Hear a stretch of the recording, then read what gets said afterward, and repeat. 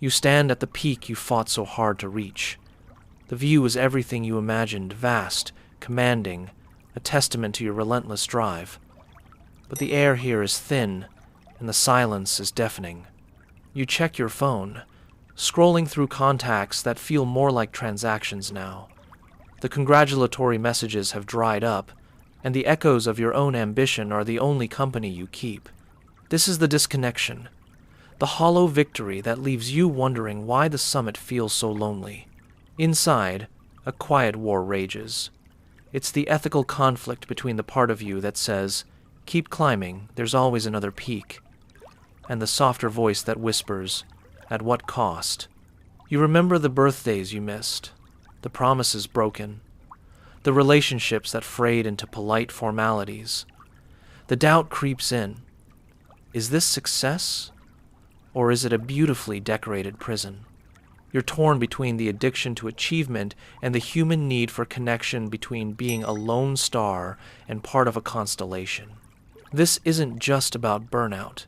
It's a deeper psychological rift.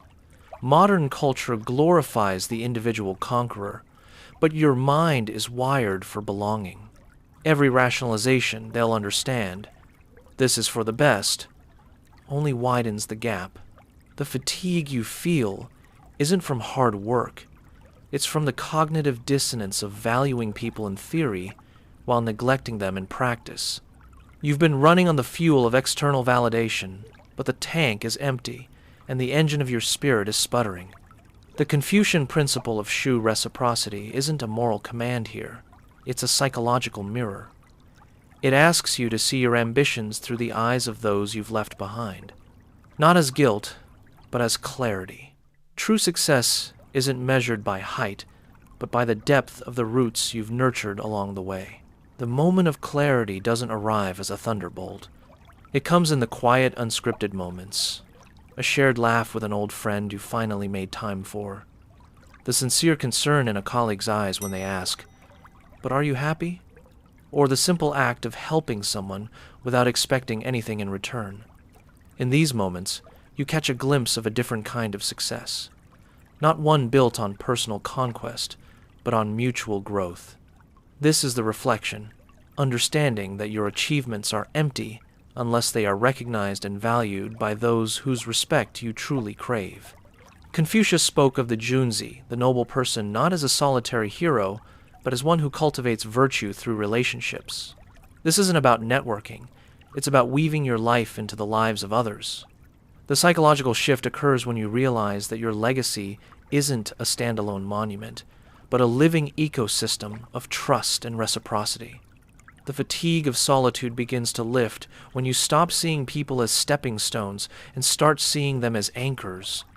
This reflection isn't an abstract ideal. It's a practical recalibration of ambition. Think of the leader who measures success not by stock prices alone, but by the growth and loyalty of their team. Or the artist who finds fulfillment not in viral fame, but in the deep connection their work fosters. The clarity lies in understanding that the most enduring achievements are co-authored. Your ambition, when aligned with shu, becomes a force that elevates rather than isolates. It's the difference between building a throne and building a table where others can sit. The journey from solitude to connection isn't made in a single leap.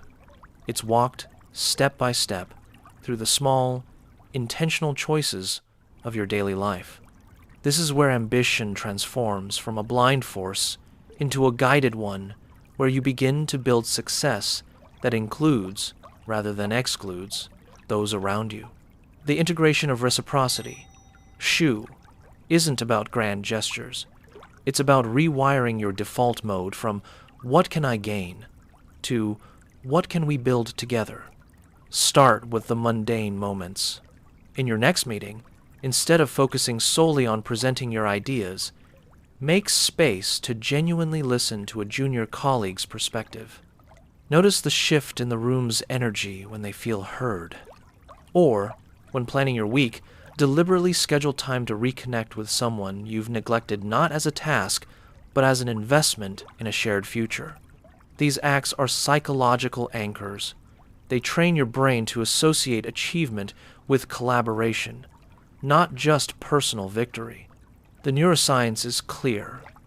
Consistent, prosocial behavior releases oxytocin, reinforcing the very connections you're cultivating.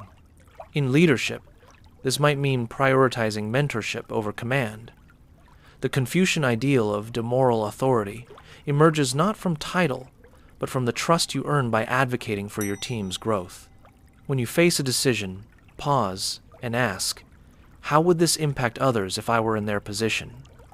This isn't guilt-driven, it's clarity-driven. It's the practice of weighing ambition against empathy, ensuring that your climb doesn't leave others behind. You'll find that this doesn't slow you down, it grounds you, providing a stability that solo striving never could. At home, let reciprocity reshape your rituals.